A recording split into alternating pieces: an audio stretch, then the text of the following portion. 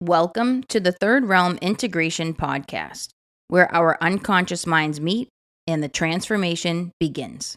I am your host, Maegan Kenney, licensed psychotherapist, soul retrieval shamanic healer, and heart conscious practitioner. Let's get started.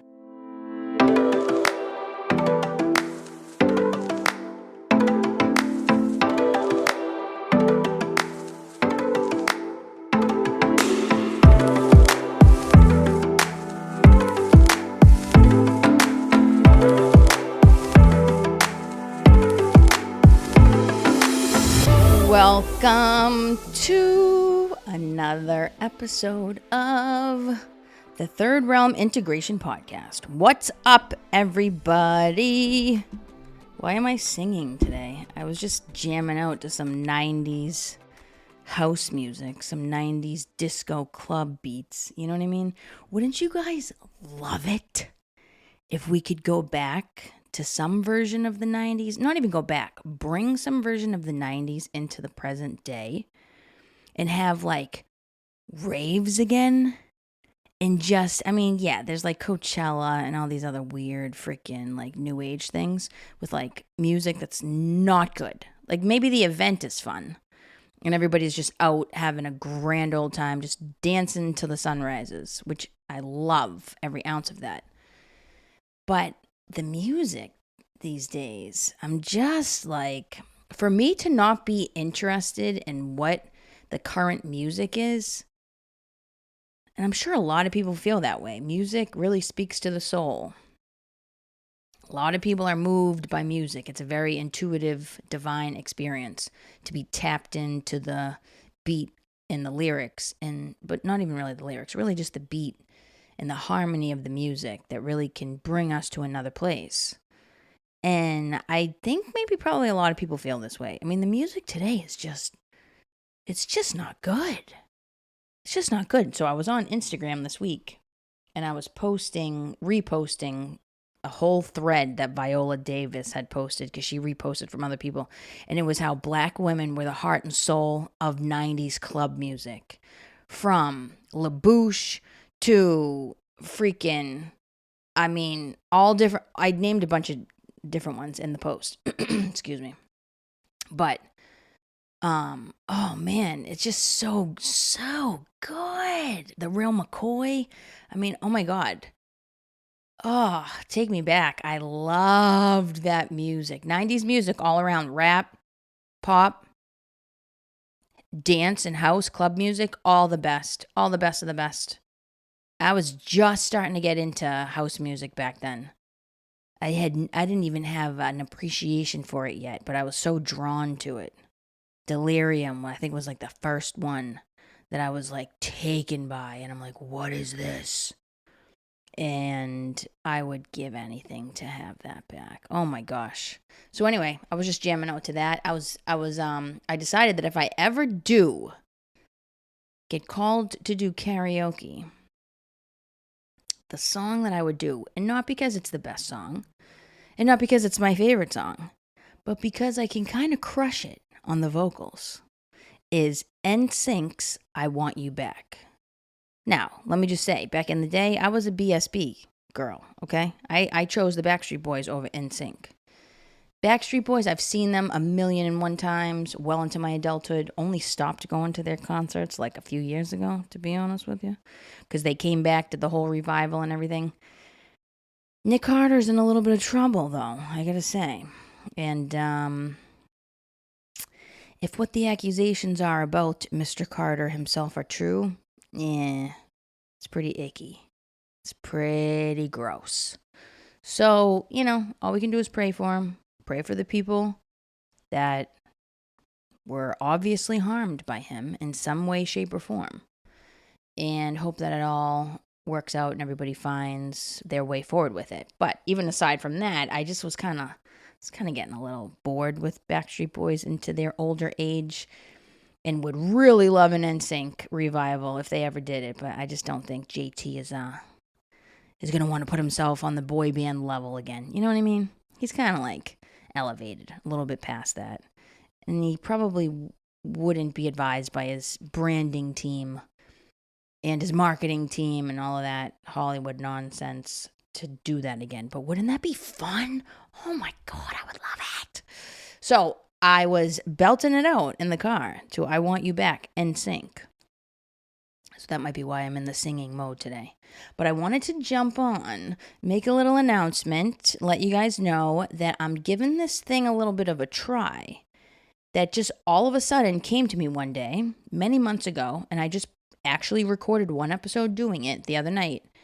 The Fairy Tale Story Hour will now be a series on the Third Realm Integration podcast. And there are a few reasons why I decided to do it. I'll explain in a second. But all it is, I don't even think it's going to be that. It's probably like a 10-minute episode, probably. Like, seriously. I jump on.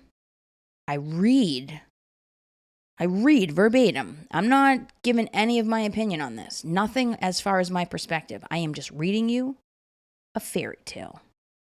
And I'm doing it in a soft, deeper voice, moving through the fairy tale as I narrate the story.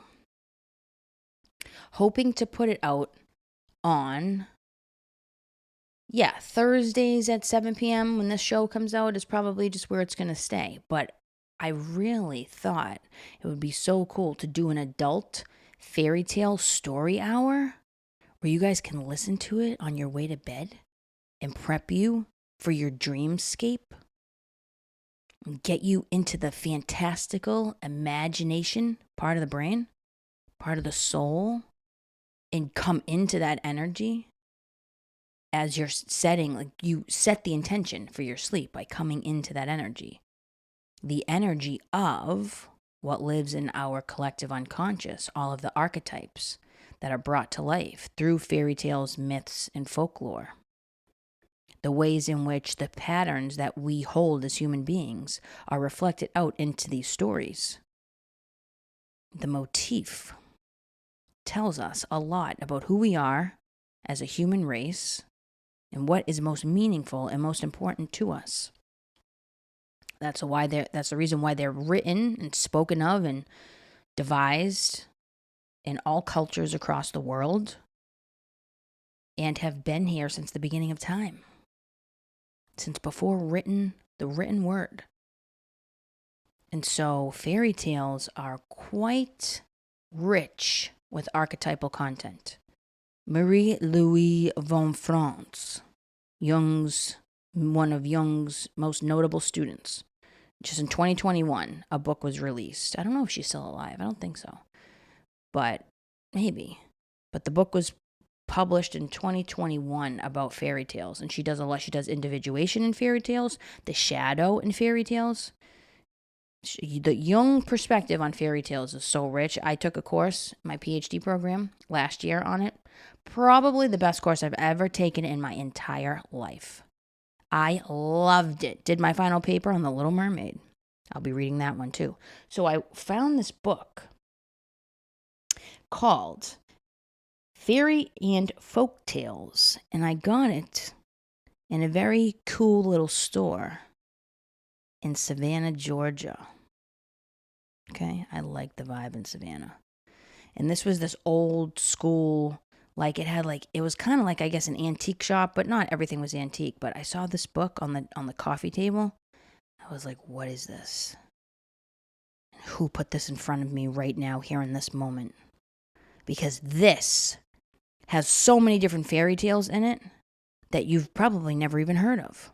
So I just recorded one about a fairy tale called The Tinder Box.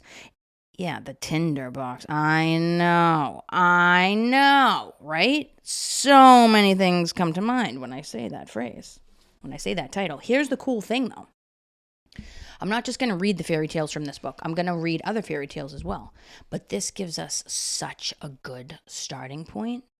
And the coolest part about it is that I'm not going to read the fairy tales before I read them to you guys on the show.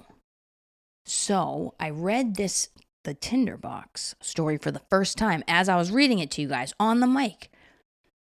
And it's kind of funny because I did not expect the story to go where it went.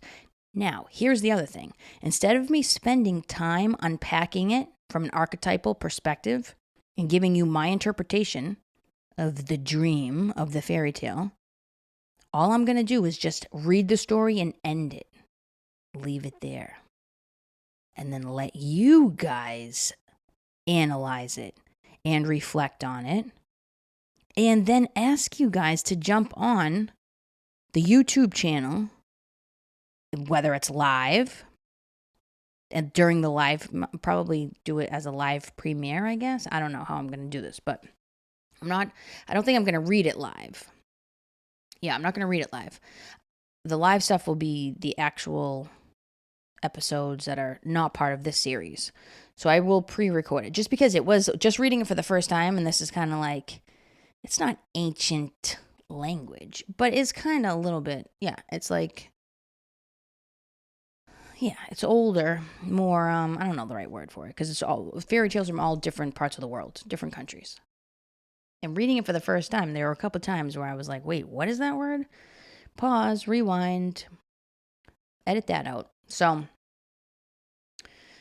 I'm going to leave it up to you guys to jump on wherever the platform is, wherever you're listening to the show. But I think I'm going to try to funnel it into one place. Like, go on YouTube, leave your comments there type of thing. So I can keep track of everything as opposed to doing it on just a million different platforms. But yes, fairy tale story time. Fairy tale story hour. That's what it's called. Fairy tale story hour. Oh, so good. And I'm reading the original versions of the fairy tales. Like The Little Mermaid will be Hans Christian Andersen's version, not Disney's version. 2 different versions. The Wizard of Oz, Beauty and the Beast. We're going to go into it.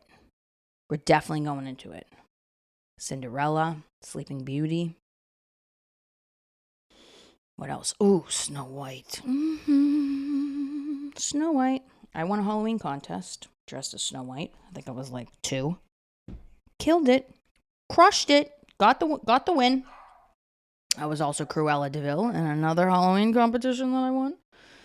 Maybe I'll do that one. I don't think that's really a fairy tale, but and then there are so many other more indigenous fairy tales that I will be reading as well that people have never heard of. Really short ones too. Sometimes the fairy tales are really, really short. So yes, you guys, join me. Come on in. Join me for Fairy Tale Story Hour, the adult version, because some of these fairy tales are a little dark. So yes, I encourage you to tune in and listen before bed, but keep in mind that it's going to bring you to some places. Maybe it's some places that you want to go, and maybe it's some places that you don't. But either way, you're going to get something out of it. I promise you that. So, I will be putting one of those episodes out probably in June. We'll start that in June. And then we'll keep that going because I dig it. I love reading stories, I have found. I love it so much, I can't even tell you. All right, another thing too. We started a crowdfunding page. And I'm going to perfect it a little bit and put it out there. And then I'm going to put it into the newsletter. And all I'm asking for, if you guys are open to sharing, is $1 a month. If you can contribute $1 a month to help this show build in production, build in scope, so we can get this information that we're sharing on this show out there to as many people as possible across the whole world, then I would be so forever grateful for that support, because it costs money to run these shows. We have monthly payments that we have to make as far as subscriptions, and I cover all of that. It's getting a little tough. I gotta be honest with you. It's getting a little tough to keep that going. And if I'm putting all of this amazing stuff out there and it's just coming from my own mind, what better way to create balance for what I'm putting out to see if I can ask you guys to help support by engaging us, listening to the show. If you appreciate the content and you want to join in helping raise the collective consciousness, all it takes is $1 a month. And if a ton of people do $1 a month, we are set. We can launch the internet radio station that I'm trying to launch and get this content broadcast out to the world and bring the world together through one thread of an internet radio show. And my goal is to expand that show, because I think the way that I understand it is if we do a radio show that's on the internet, a station, we launch a station, then that station's going to run for 24 hours a day. And you're going to have to put content on there, whether it's ads or commercials or something. And it can't just be me. I'm only going to have one slot. I want to bring in other shows. So I want to find other people that are talking about awesome stuff that relate to the metaphysical reality, healing, spiritual enlightenment, evolution of the soul.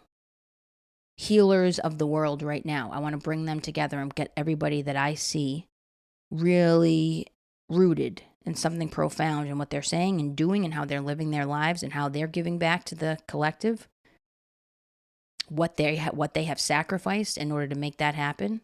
Because a true healer is going to make the sacrifice, because this isn't, if we do this work because it's just a career or it's what we went to school for, or it's just a job or whatever, that's not what I'm talking about here. I want to find people that have been willing to make the sacrifices that I know that I've made, where I have literally provided therapy for free for years. I'm literally years to get myself to the point that I'm at right now. And I want to continue to be able to make myself available so people can reap the benefits of whatever it is here that I'm teaching, whatever it is that I'm sharing. And technology is one platform for me to be able to send the message out. And if you guys could just help a little itty bitty tiny bit, I don't want to get up here and be like, can you guys please help us? I mean, I only want people that really can see the benefit and the value of what it is I talk about on the show. And that really see this as the way I see it.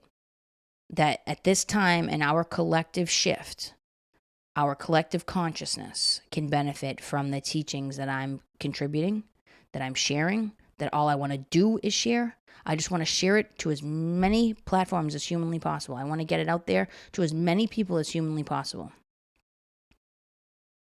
And I'm not looking to make money off of this at all. I am literally just trying to cover what it costs me financially to do this. And then be able to expand from there. Get the equipment that we need, the mixer and the platform to buy the internet station. And then be able to keep the subscriptions going for how much it costs to run this every month. And I'm very financially conscious with this stuff. I'm not wasteful at all. I look at how our government does things. And it's like, you guys don't need more money from us. Sorry, I hate to bring it to you. Good old White House and everybody else involved up there. And this is not just with this administration. This is everyone. It's like, you guys don't seriously give us our freaking money back to some extent, because you don't need as much as you're taking. You just have to reorganize how you're spending the money. I feel like I am pulling that off in my life right now too. It's not really how much you spend, it's where you're spending it and how you're spending it. And so I'm not looking to make any money off of this particular podcast or any other fun project that I have in which I'm sharing my teachings, where there's like no limit. It's not like when I do therapy, I have to go in with a very clear understanding of what I'm doing, and that contained space. Up here, I'm like just letting it rip. Whatever comes to mind, I'm going with it.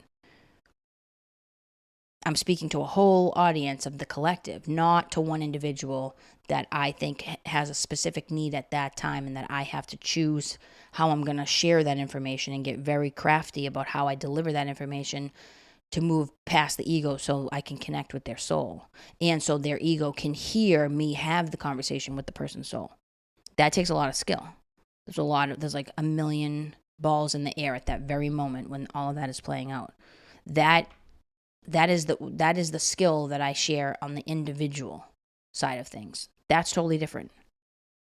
I'm talking about being able to just share all of this information. Like, it's free information. Let's just share it. Let's just get it out there. So if you guys want to support the show, all we need is enough money to just be able to keep this going.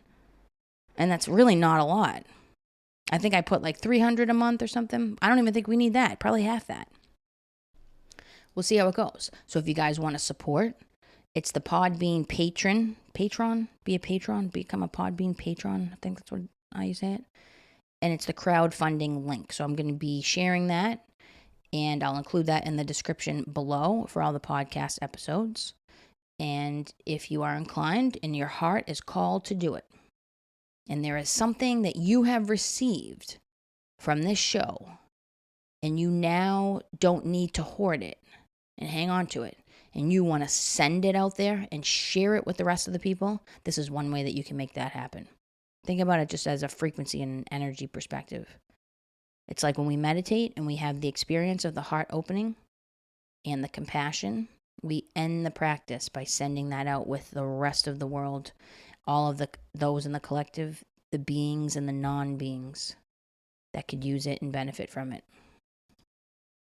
It's the idea of moving out of the scarcity mindset, meaning like, I don't have enough, I can't share because I don't have enough. No, that's an illusion. The mind's playing a trick on you if you really do believe that. And your mind not be ready yet to challenge that or see another way with that, and to be able to really be able to disprove that. What I'm talking about is the opposite of that. Once we get it, we send it back out. We have what we need, now we share it. And so I think that's where I'm coming from with this. So stay tuned for more info on that. I think by the time this episode comes out, that should be all set. So look in the description box below, and we would be forever grateful for your support. Today, what I want to talk about is the essence of reincarnation and what this lifetime is all about that we're in right now. Whichever one you're in right now, how we can kind of approach it and how we can think about it in the bigger picture. How it's one track in relationship with a ton of other tracks, a ton of other lifetimes that you've lived. And looking at it from that macro level, that big picture level, that observer point of view of your soul's evolution. So the idea of reincarnation being that we first came from God, the energy of God, the energy of pure love, which is source, which also exists in our heart center. That is our original home. That is where we started. That's where we will go back to. That is the going home that I'm talking about, that is found in the heart center. Home is where the heart is. You turn on that vibration of just pure love, where you started as a speck of light, emerging from the home of God's warm embrace. God the Mother. She is where you started from. So that's where we all start from. That's numero uno. We are a light being with no body. We are just an energy source when we first begin there. That's where everybody begins. Source with the capital S. From there, we go on to live many lifetimes in many different forms of consciousness, both on the earth and beyond. So maybe we do around as an Anunnaki. Maybe we do around as another starseed from another star galaxy. Andromeda, Lyrian, Orion. Maybe we were living in ancient Egypt. Maybe we were an ET, an extraterrestrial. Maybe we were an angel. Maybe we were some other being, some other light being from some other realm. Maybe we then get to Earth and we're a human. Or maybe we were... Now, here's the thing. Dolores Cannon talks about there's an order of reincarnation, that it moves linear, but then she also says not really, but that's like the only way that we can kind of understand it as human beings, kind of, I think, if I'm paraphrasing correctly. I don't think it happens linear, though. I do think that it all starts with one original place, which is from source, and that we probably all end up back there when our lifetimes are through. But I don't necessarily think that it moves linearly, where we are first this round of beings, and then we're a rock, and then we're a plant, and then we're an animal, and then we're a bird, and then we're a human. Like, I think we can probably go up and back through that cycle. Like, last lifetime, I might have been a rock, moving real slow, having a pretty slow life. And, like, that's why this lifetime, I'm like, let's go. Let's go. Let's do it. Let's do this work. Let's get this done. Let's do the deep reflection. Let's get the answers. Let's solve the problems, heal the wounds, pay off the karmic debt. Let's evolve. Let's evolve. Let's evolve. Let's evolve. Let's grow. Let's change. Let's heal all of these things and close the door on these chapters. Let's move on. Let's keep it moving. It's literally the essence of Maegan Kenney, is keep it moving. Can't stop, don't stop, won't stop. Keep it moving. Let's keep it moving. Let's keep it in the flow. And again, we don't have to keep it moving. It's going to be moving, whether we choose that or not. But stagnation, ooh, that's painful. Stagnation is, It's not my jam. There's nothing that drains my energy more than stagnation. Whew. Just saying the word gives me anxiety. Staying stuck, doing the same thing all the time. I mean, I can't even believe how much my whole practice, my approach, my practice with myself, my own healing process, my meditation, how I come to uncover the deeper answers of this search that I'm on. I can't even believe how much it's evolved in the 2 years since starting Third Realm. How my approach has completely changed from when I first started. It's only been 2 years. I cannot imagine what the next 2 years are going to be like. I can't even imagine. So it's so interesting when I see clients. Sometimes I'll get like a first client and they'll be like, oh, I watched that YouTube video you did with the San Francisco Psychedelic Society. And I'm saying to myself, you did? Oh. How was that? How'd that go? I have no idea. No idea what the hell I was saying on there. I mean, I was just getting into the groove of actually applying the work that I had been doing with myself, the approach and the process that I had just for my own healing, now taking that to clients. Like, yeah, I had a pretty good understanding of how it works, but I had absolutely no understanding of how to now bring this to all these people that had all these individual egos.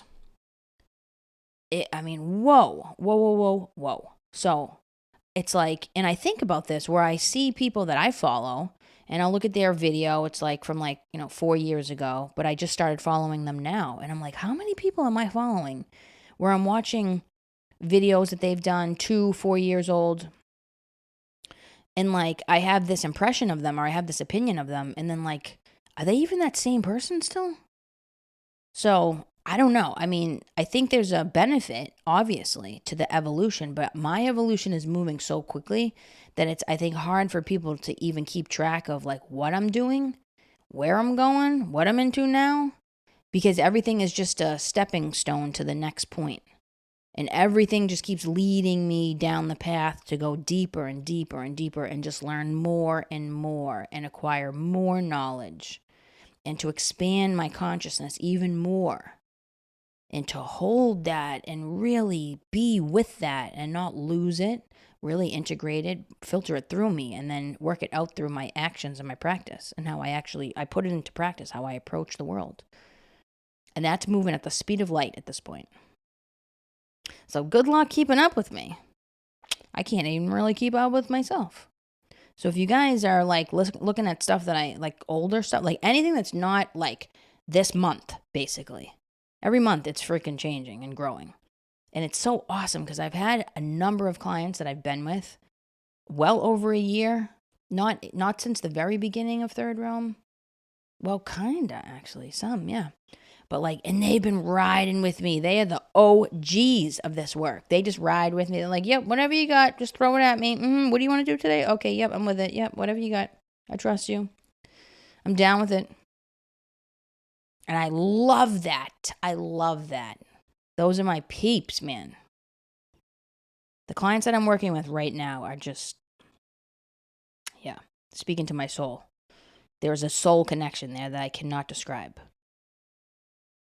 And it took a lot of work to try to figure that out, not figure it out, but really get to the place where that became a reality. And there's a felt sense. I know what that feels like when I'm saying it.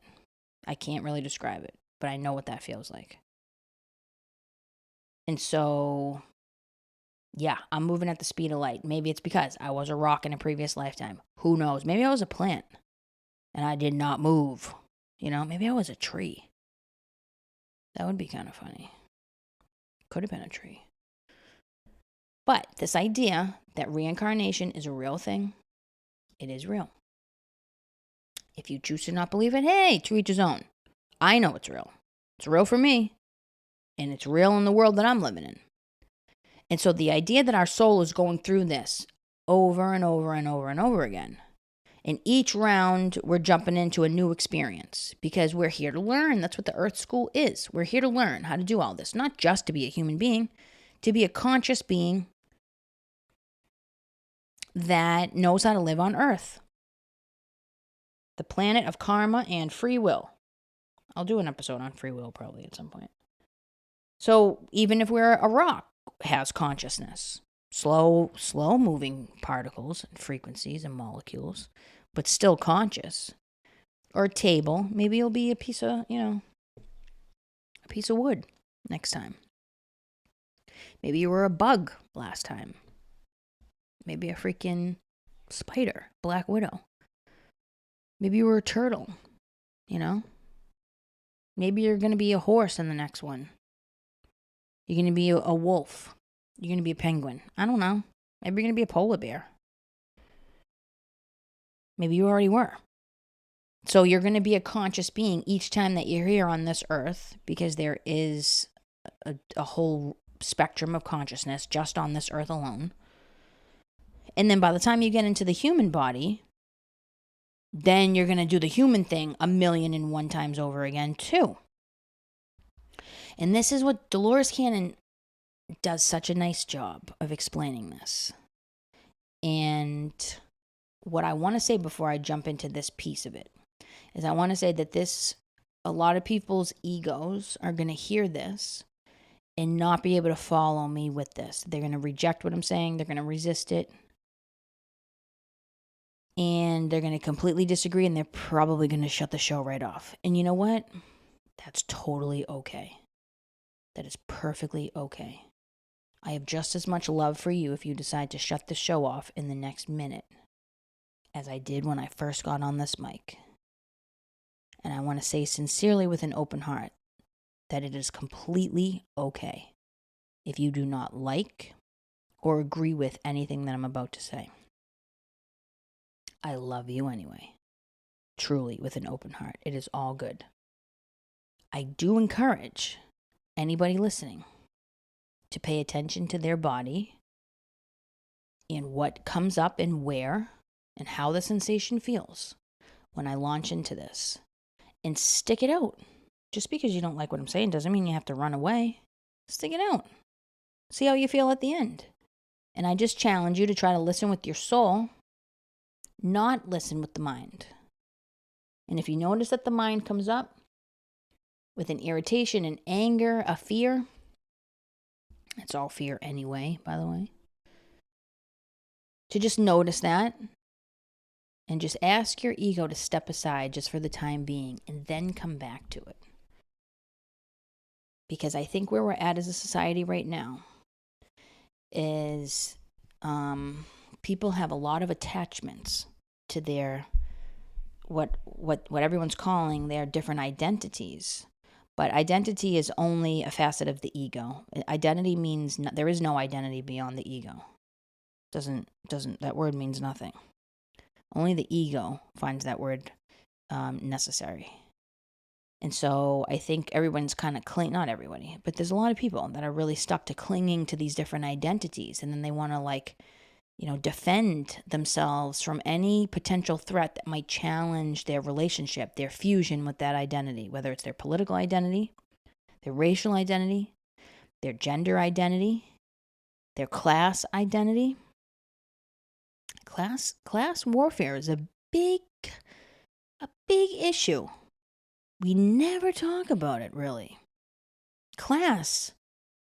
No, whatever. I digress. But let me just say, class is the biggest thing that divides us, but will be the biggest thing that brings us together out of all of the different things that I just mentioned.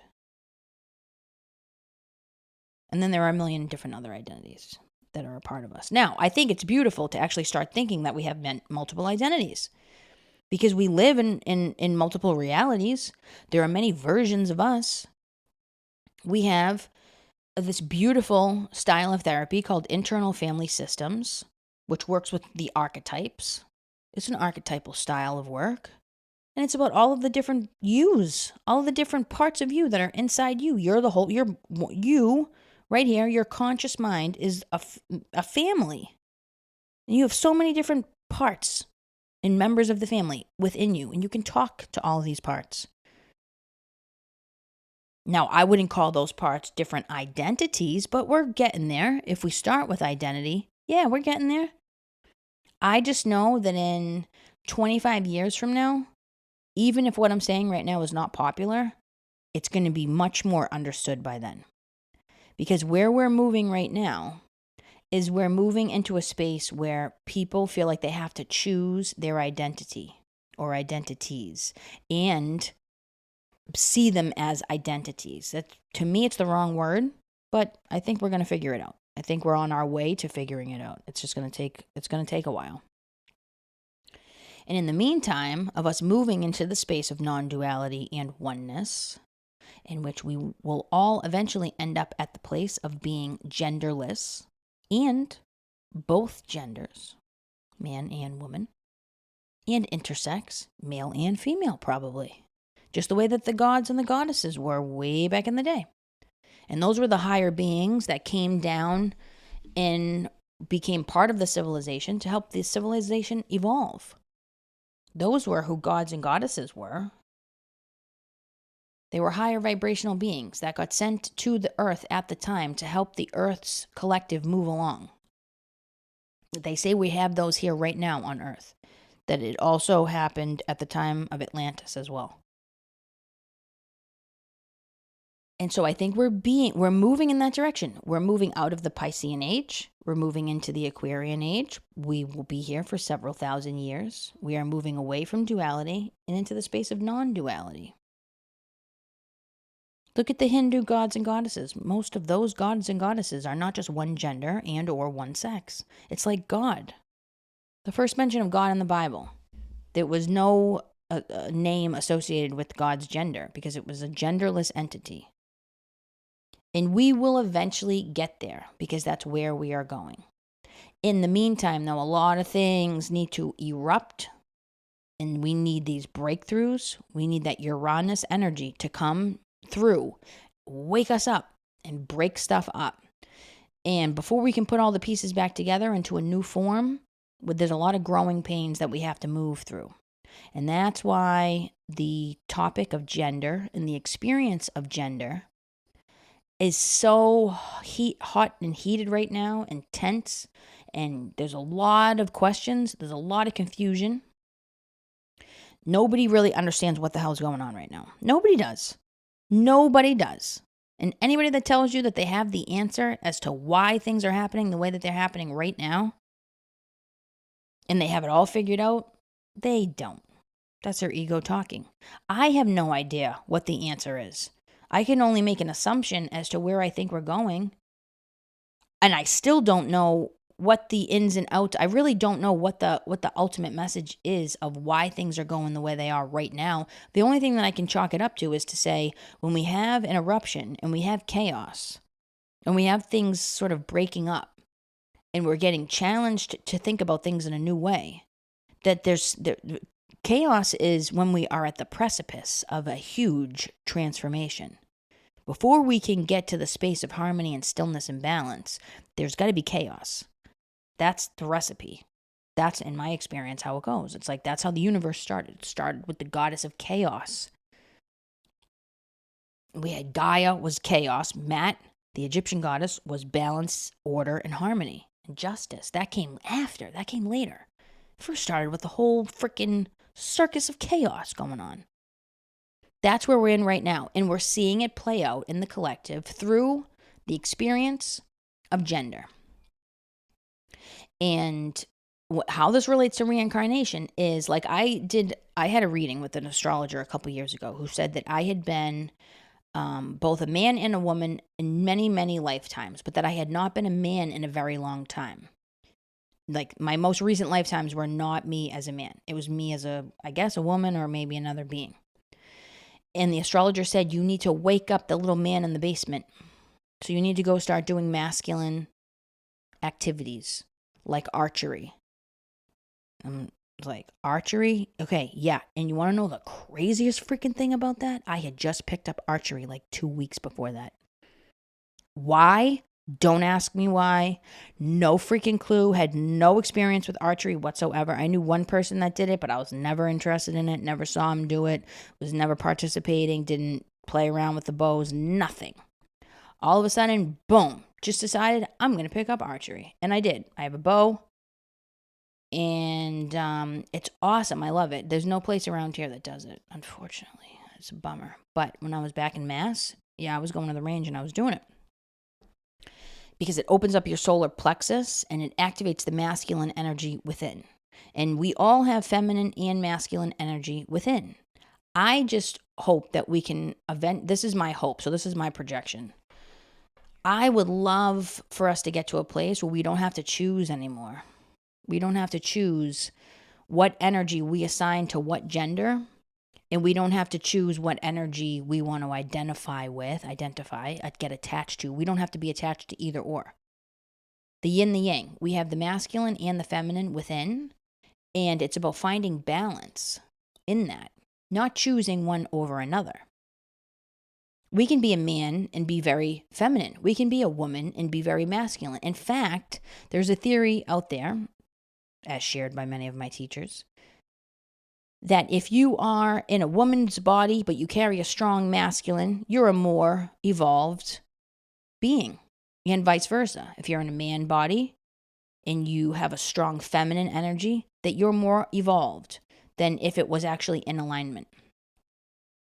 And typically, we have gender associated with the feminine and the masculine, depending on what it is. Man, masculine, woman, feminine.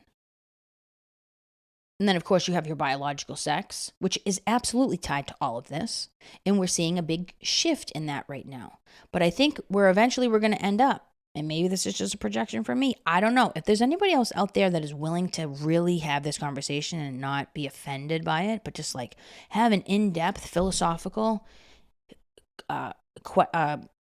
conversation around this, where we're on just a quest for knowledge, we're just curious, I encourage you guys to reach out to me because I want to hear what other people think about this. I think we're moving into a space where gender's not going to mean anything by the end of this whole path that we're on to try to sort all of this out.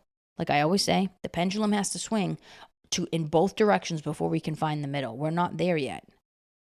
We were on one side as a collective with assigning biological sex to the gender and only having the one gender and the one energy. The energy, the gender, the sex, all being the same and only having one. Now, we're coming into a space where we are acknowledging that there's much more than that. We can have both. My question is why feel the need to get rid of one and then choose the other as the primary inner experience? Why can't we have both? Why can't we just have enough room inside of our heart to hold it all? Because that's the beautiful part, is like when we're just all of it. Because that's what it means to be a human being. We have to be all the things. We have to be the spiritual being. We have to be the human being. We have to be the conscious being and the unconscious being. We have to be in pain and suffering, and then we have to know how to be out of it. We're here to, as a human being, we need to learn how to be a man and a woman. Many lifetimes I was a man, many lifetimes I was a woman. Why do we have to get into this body in this lifetime and say, because I feel like I am a female born in a man's body, or a woman born in a man's body, that I now have to change that? I have to like physically go and change that. Now, I'm not saying there's anything wrong with that at all. My question is just, why does that have to be the answer? And my answer to my own question is, well, that has to be the answer because that's how we're going to figure it out for right now. And there's always people that have to lead the charge on wherever the collective shift is going. And right now, the time is for people to make whatever decision they're pulled to make so that we can all learn from it in the end. So unfortunately, this is how it goes. There are going to be sacrifices that have to be made. People are going to be sacrificed, frankly, through the process of the whole collective upgrading their consciousness. And there are going to be plenty of people that get led in the wrong direction, get advised in the wrong direction for what their soul really wants.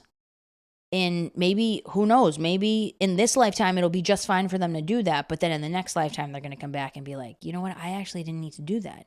Now I know. I didn't know that then, because I thought what I was doing was where I needed to be, because I thought that if I felt this way, then that means I have to now approach it from this perspective. And not everybody's taking that stance. Even people that are questioning their own gender, they're not taking the stance of like, okay, now I have to choose. I have to pick one over the other, and I have to get rid of whatever the one is that I don't feel connected to. And the truth is we are connected to both.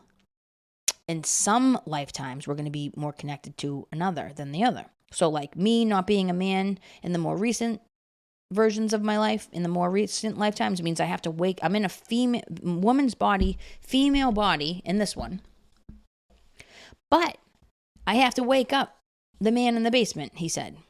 Rakesh said I had to wake up the man in the basement in this lifetime, not wait to come back and be a man. Do it now. Does that mean I have to now go become a man? No, absolutely not.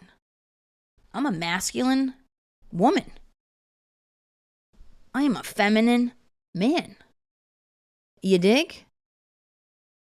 And I didn't figure that out until I started to work with the energies of the masculine and the feminine and not assign gender to them, but just hold them as vibrations and acknowledge them and embrace them within my own soul. And so, yeah, maybe people are going to listen to me talk about this and have their own opinion and project onto me as to what they hear me say, and then interact with whatever I'm sharing from that perspective. But I encourage anybody who's feeling that way to really, truly try to go beyond. Think 1,000 years into the future where we're going to be. You know what I think? I even think from a sex position. Not a sex position. Come on, get your dirty minds out of the gutter, you silly little. But from the position of like sex being a need of a human being, like I gotta be real with you guys. I feel like I'm out on an island all by myself, and I always have been. When you hear people say like, oh, well, I have needs. Well, I have needs too. Like talking about like sexual needs, like they have these like this like burning sexual desire that like their needs have to be met. And I'm just like, oh my God, is that all we are? Just these like sexual beings that like drive us? And now I'm talking about sex. I'm not talking about gender or gender identity right now, or even biological sex. I'm actually talking about the urge to have sex. I went through one period in my life where that like light bulb got turned on, and it was short-lived. And it's like, yeah, okay, check that box, moving on. Not at all interested in going back there. Not at all. I have other priorities where I need that creative energy for. Plus, there's a whole, I can do it, a whole topic on sacred sex, and about how when you have sex with another person, you're absorbing their energy, and there's a transfer of energy there. And let's face it, my track record. on my partners has been pretty dismal. Shockingly dismal. And yeah, I got no problem saying it. I hope Winnie is listening, because I think it was dismal. My choice in you was completely subpar. Not my best moment. Gotta be real with you. Now, I signed a contract to do it, so I did it. My soul signed a contract for me to meet you and do whatever it was that we did. And trust me, I am so grateful. You taught me everything I know. My heart is wide open. I have pure love for the people that have come into my life along the way. I would absolutely have never been able to get the practice that I got to figure some shit out that needed to be figured out, that I desperately wanted figured out. But I have never identified with that. Never, ever, ever. I'm like, oh my God, there's so much more to life than this. You guys, come on. Don't you want to use that energy for something else? Me, personally, that's what I want to do. And alien beings, ETs, they're not sexual beings at all. They don't even have sexual organs. They don't have a sensory experience. The 5 senses or the 6 senses. That's a human experience. Taste, touch, smell, sight, feel, whatever. Extrasensory perception. That's all a human experience. Senses are not part of the greater beings in the galaxy. Put it that way. ETs, they eat paste. They eat paste that for their food. That's what they eat. They don't even have taste buds. They just eat what they eat to sustain the body, whatever kind of body they do have. They don't procreate in a sexual way. They don't have sex. My God. It's like so human. It's like, oh, wow, that's so 3D. You know, I don't know. And then people in the spiritual space will, really talk the sex up like it's this whole tantric thing of like sexual, sacred, sexual, whatever energy. It's like, yeah, I don't know. You gotta watch that stuff. Very seductive. So, if we are going to move into the 5D, we're probably going to start moving away from this hedonistic way in which the human mind works. These urges of what it is to be a human being. It's like, yeah, no. Anybody who's still in that, you guys are going to stay in the 3D. Not the 5D. You're not going to move to the 5D. You got to get lighter. You got to get really light. You got to let all that heavy baggage go. All that addict stuff, really. All the addict stuff got to go if you want to move into the 5D. You got to get light on your feet. What is it? Sting like a butterfly. What is it? Fly like a butterfly, sting like a bee. You got to be light. Head, body, head, Mickey Rourke's brother there. The fighter, boxer from Lowell, Mass. Dickie Eklund from the movie The Fighter. When he coached Mickey Ward. Heavyweight champion. I think wasn't Mickey a heavyweight champion? He got a belt at some point a while back, but Dickie was his brother. Anybody from Massachusetts knows what I'm talking about. Shout out to Mickey. Love Mickey. Yeah. Head, body, head. Head, body, head. Head, body, head. That's the way that he coached Mickey. You got to be light. You got to be quick. You got to be swift. You got to be light on your toes. You got to be able to move. So they're saying, don't eat meat, which I was a huge meat eater. I was a keto, like pro keto. You know what I'm saying? That my body responds actually quite well to that type of diet. I'm now a vegetarian. I don't eat meat. I don't even eat chicken. I don't even know what I eat at this point. I eat chickpeas, lentils, legumes. I eat a lot of veggies. I do superfood smoothies. I eat rice. I eat beans. What else do I eat? I don't even know. The show's not about my, daily food intake here. But you got to get light. The meat weighs you down. That's why when I'm working with people that I know need to actually get grounded in order to begin the integration process, I'll be like, dude, you got to eat like a cheeseburger or something. You got to weigh yourself down a little bit. You got to eat some root vegetables. Get yourself back on, get your feet back down on the earth so you know what the hell's going on around here. Because otherwise you're just going to get lost.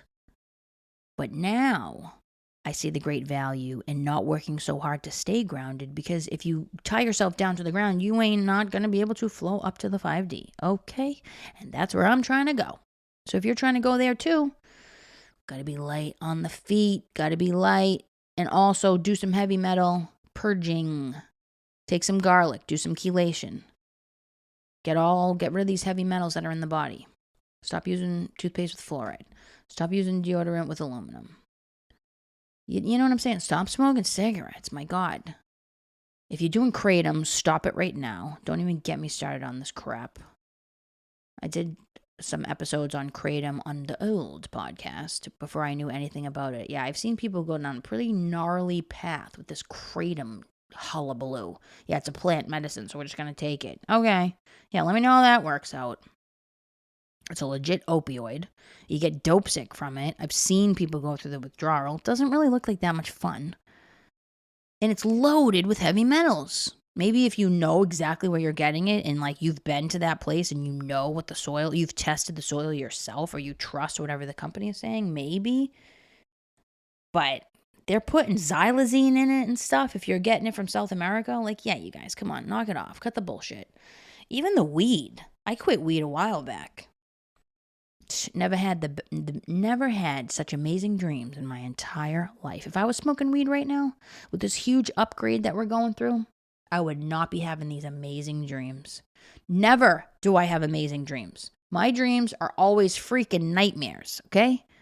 PTSD to the maximum about the past life that I've lived and the people that I've been friends with and the things that have gone on. Ways in which I've traumatized myself. And that always comes back in the dream as if it was yesterday. Until, really, I swear to God, until I stop smoking weed. No edibles, no weed, no THC. I take what's called gluconate. It has some melatonin in it, helps you sleep and regulates your blood sugar. Puts me into a deep sleep. And my dreams are healing dreams. I wake up like, oh my God, I made peace with that person. I was the healer in my dream. Totally new archetypes emerging in my dreams, like of the new me, not the old me, not the nightmares from the past. No, that track, those versions of me have lost energy. They've dissipated. I don't even think there's any reality going on with those versions of me anymore, because they're not showing up in my dream. The dream is going to show you what your parallel life is. You get to jump tracks. That's what the dream's all about. And the tracks that I've been jumping into in my dreams lately are like the most amazing things. Oh my God, I love it.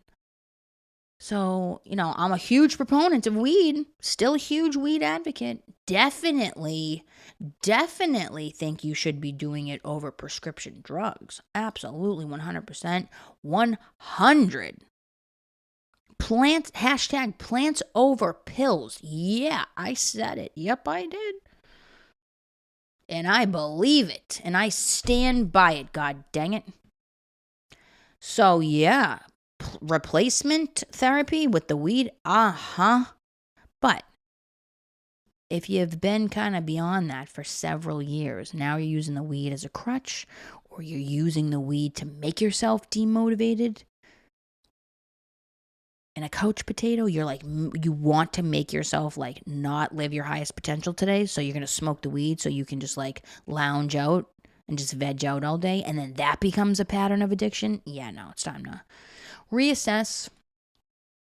Plus, if you're using the weed to get into the higher state of consciousness, you're accessing a track that's not the organic track. And I don't mean organic like plants being organic. I mean organic from within your own mind and your soul's path.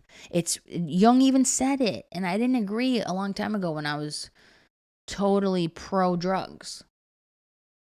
I mean, I'm still pro drugs in the sense of, like, you have the right to explore your own consciousness. I'm not going to tell you not to. I'm just telling you that there's a higher way, there's a higher track. And to just know exactly what it is. If you're going to use the drug to get to wherever it is that you're going, just know that that is not the highest track. That's fine to do it. I was there for years, even when I knew this information. And then finally, I just did it. And I haven't looked back since, but I like wasn't ready to do it before. So there's no judgment. I'm with you guys. I do have a problem with the prescription drugs though. I really do. They're not, I won't even get on that subject. They're not what we think they are. And it's problematic. I understand that people need relief. But I think that might be the only benefit of the psychiatric meds is very short term, like 3 months, no more than that. And that's assuming, that's not some of them I wouldn't recommend at all. But like if you really need a break from life and you just need to hit the pause button real quick and take a breath and meditation, and like let's say your level of intensity and the anxiety and depression inside your own mind is just too intense and the meditation isn't gonna break through, that happens a lot. I totally get it. It's a reason why you can't be anxious when you go and sit down to do a meditation, because it's probably not going to work. You have to break through. You have to meet you where you're at. So whatever you're carrying as the vibration, you got to find something that's going to match that. And sometimes the pills are the most intense way to do it. And that's what lines up to where you're at. But then you have to do the deeper work on yourself if you're going to use that as the pacifier as for the time being. If you're going to hit the pause button, well, you don't just hit the pause button just so you can just check out and not do the work. No, now's the time to do the work. So then you start doing the meditation. You start doing all that, even though it's not going to totally click. A lot of the meds block your ability to expand consciousness. A lot of times I cannot work with people that are on most medications because they're not able to take in what I'm putting down. Their psyche they're just not there. They got to come off the drugs in order to hear me. A lot of times we take the drugs to quiet things down, but it literally blocks us from being able to listen and receive. The reason why we take them in the first place is because we're receiving too much. We're taking too much in. It's too much.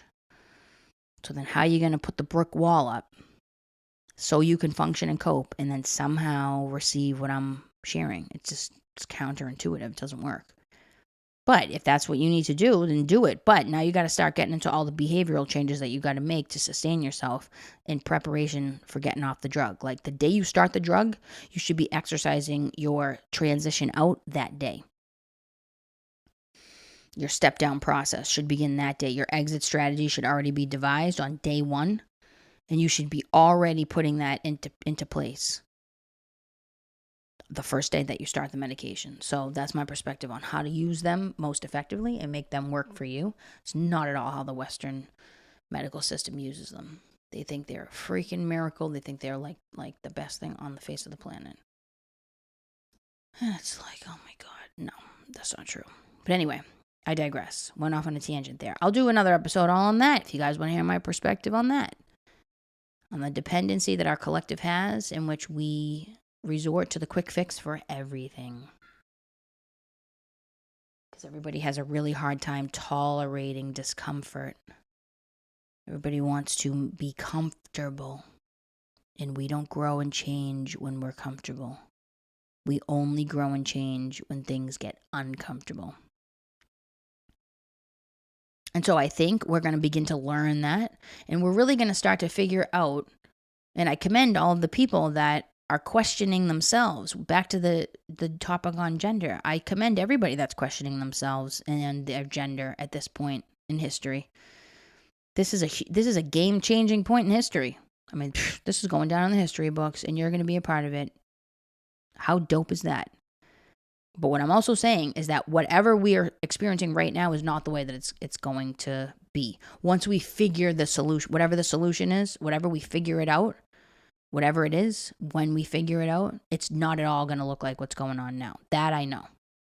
So it's like, let's just embrace what's going on right now while everybody's here trying to figure it out. And people are really trailblazing us forward through the path that is uncarved. And right on, I'm with it. So I'm open to where the collective shift is going. I think there are a lot of things that could be done differently right now. Absolutely. And I think we could listen to each other a lot more and hear what everyone from different sides of the coin has to say. Instead of just assuming that somebody on this side has this opinion and wants this to happen, and that somebody on this side has this opinion and wants this to happen. There's a lot more gray going on than we are led to believe by mainstream news and social media. Don't let yourself get manipulated. That's all. Don't let yourself get hooked into this nonsense. All these fights and these arguments and all this crap. Don't get yourself dragged down. Stay on the high vibe. So I think in as far as reincarnation goes, it's like, yeah, if we were a man in the last lifetime, we're going to be a woman in this lifetime. Let it rip. Sometimes, though, we're so attached to being in the man in the last lifetime, or the last many lifetimes, or the woman in the last many lifetimes, that we can't accept that we have to be in another body in this one, and we're trying to go back to the old one. That we don't need to do. I know for sure we don't need to do that. I think. I don't know. But there's no way to get the answer unless we work this through. And then who knows where we're going to be at the end. So let's just embrace the ride. We're in school. We didn't come here to know all the answers. We came here to learn.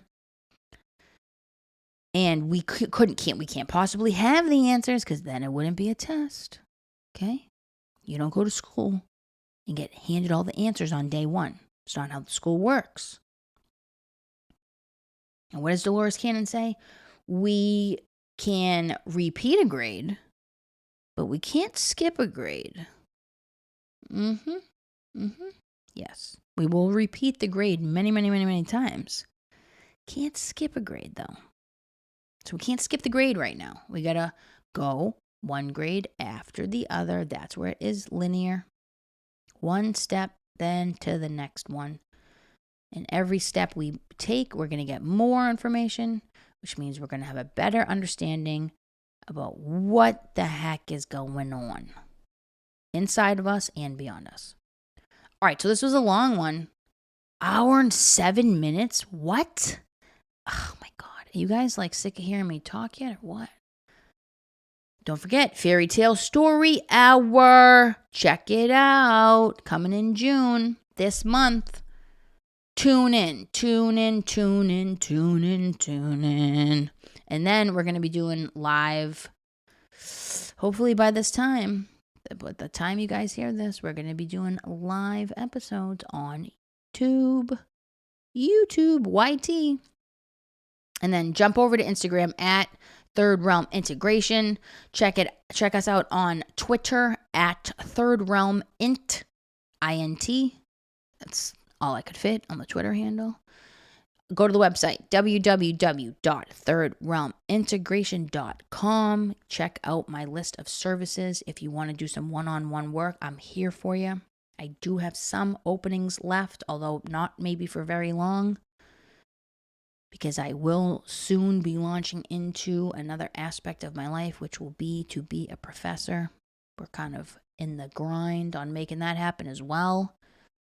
But I'm here for you guys. Even if you want to do just a consultation, or you just want to do like a 2-session metaphysical consultation and assessment, and I give you guys some recommendations on how to now take the work forward and give you a ton of resources. Awesome. Whatever you guys need, I'm here for you. Don't forget, sign up to receive the newsletter on the website. And that's where you can stay up to date with all the latest developments. And go over to the Etsy shop. Get a little tarot reading for yourself. Buy one for a friend. The summer is here. Let's get the wisdom, everybody. And then stay tuned, because I would say, 2024. Stay tuned for that, because I will be doing quantum hypnosis at that point. I will be combining the therapy with the past life regression hypnosis. And that one Once I start breaking into the hypnosis, not just any hypnosis, quantum hypnosis, it's going to be a game changer. It's going to be huge. It's going to be major. It's going to be quantum. It's going to be on the quantum level. So stick with me, you guys. I told you the stuff is moving quick. We're moving fast. The development is taking shape. And then here's the other thing. I might jump on it also and do a little pod on individuation and how the planetary alignment is prompting us to individuate. And what does individuation mean? That's probably it. We'll do another one on that. Individuation. That's a good one. All right, you guys. It's been real. I love it. I love it. I love it. I love it. Stay tuned for the next episode. I will catch you on the flip side. Don't forget, check out crowdfunding. Patreon. Become a patron. Become a Podbean patron. That's what it is. And you can get that information right now just in the link below. All right? Love you guys. Love the support. Tune in again for another episode. I will catch you guys next week. It's been real. Spread some love. And may the light always lead your way. Be well, everybody.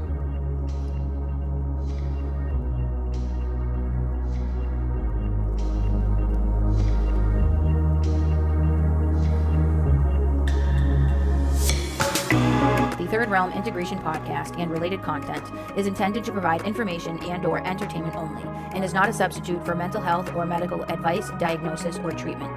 Do not delay mental health or medical consultation or substitute a mental health or medical professional's opinion because of what you heard on this show. Seek the advice of your physician or another qualified health provider with any questions you may have regarding a mental health or medical condition. The host of this podcast does not provide emergency support for mental health or medical issues. For questions or concerns, visit your local emergency room or contact your doctor.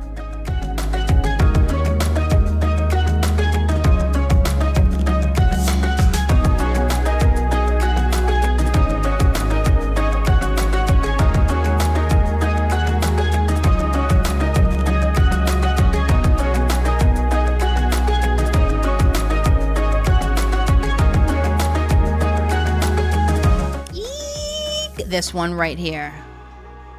Ready? Are you guys ready for this? I don't think y'all are ready for this one. Ready? All right. Don't say I didn't warn you. A dream is a personal experience of that deep, dark ground that is the support of our conscious lives. And a myth is the society's dream. The myth is the public dream, and the dream is the private myth. If your private myth, your dream, happens to coincide with that of the society, you are in good accord with your group. If it isn't, you've got an adventure in the dark forest ahead of you. Joseph Campbell.